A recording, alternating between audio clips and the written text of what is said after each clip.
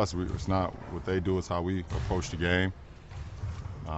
We know they're gonna, come in, understanding probably for them feeling like it's a must-win. But for us, we just go on and play our game. We have nothing to lose.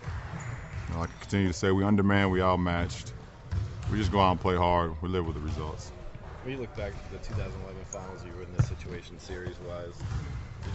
When you look back at that, was there anything you could have done differently that maybe would have changed the outcome that you know now? I could have done a lot differently in that series. Which one you want me to start at? Well, let's put it this way: is there anything from that series that you can apply to the situation now, where I wasn't aggressive as I should have been, and but it's helped me get to this point today. Every experience I've had along the way has helped me get to this point today. So, does it guarantee we're gonna win tonight? No. Does it guarantee I'm gonna make shots every shot? No. But I know how to approach the situation. You guys have 17 playoff games in. How have some of your teammates who are new to this, how have they changed? It's only about a fifth of the regular season. I think they've done a great job. We've had some bumps along the way. We had some bruises along the way, and obviously we know what the bruises are. We've had quite a few learning experiences. We had a learning experience last game where we just didn't close out the game like we should have. But at the same time, I expect so much out of our group when, just like you just said, it's only 7. This is our 17th playoff game together. So I expect so much out of us, and then I look back at it and say, well, this is our first time being in that situation. I shouldn't be so hard on them.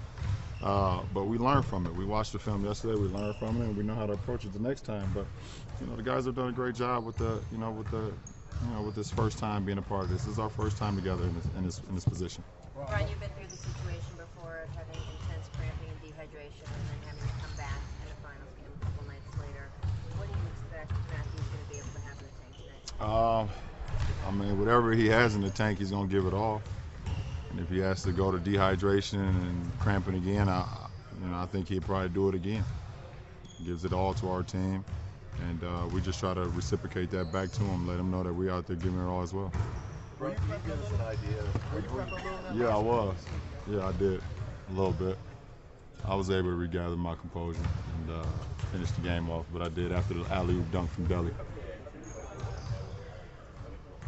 LeBron, can you give us an idea of, I know you've addressed it before, but doing whatever it takes in terms of efficiency, do you even think about, the 40% from the field when you're out there? Well, of course. I want to be very efficient. When I'm missing shots, it allows that team to get out and get into their early situation where they're very good at. But at the same time, my shot attempts is now leading to them getting long rebounds and long breakouts. My shots is, 12 foot or in. I'm shooting a few threes, but it's not determining what I'm doing out on the floor. So I really don't. At this point, I really don't. It doesn't matter to me. I want to be efficient for my teammates, but as far as what everybody else is talking about, I can care less.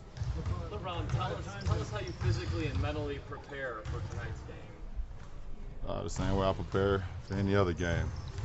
I get my treatment, and then I lock in when it's time.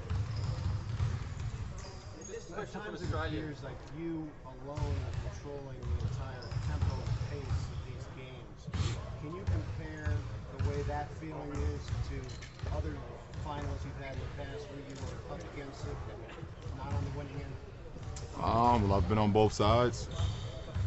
I've seen the tempo go both ways, and to this point, our team are just trying to do our best to help us get through these games and find out the right balance and tempo.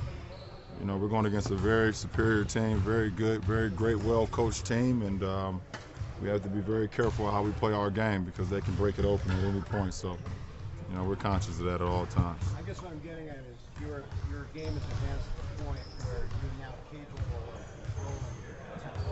I know what you're getting at. You can write it. I'm not going to give you a. I know exactly what you're getting at. Answer it how I want to answer it.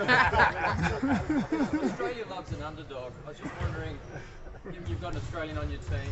How important is this to Cleveland that you're able to share this with Australia? You've got a lot of people back there watching. Well, that's awesome. That's great to be able to have our game being watched all over the world, and to have an Australian guy to be watched there and them rooting for us because of Delhi. I think it's pretty cool. Bro, when you were in Miami and the streamers are calling your holding trophies, post-game press conferences. Did you ever allow yourself the moment to think about Cleveland and what it would have been like there? And did you ever go there in those moments? No, not in those moments, but multiple moments happened throughout my time in Miami for sure. It's human nature. Just understand that, I worked 7 years to try to get to that point, and then I was able to accomplish it in my second year in Miami. And I hope that, I was thinking back to, what I could have did better, in my first 7 years, especially the last 3 or 4 years when we actually had a chance to win the championship. What I could have done better to help the team.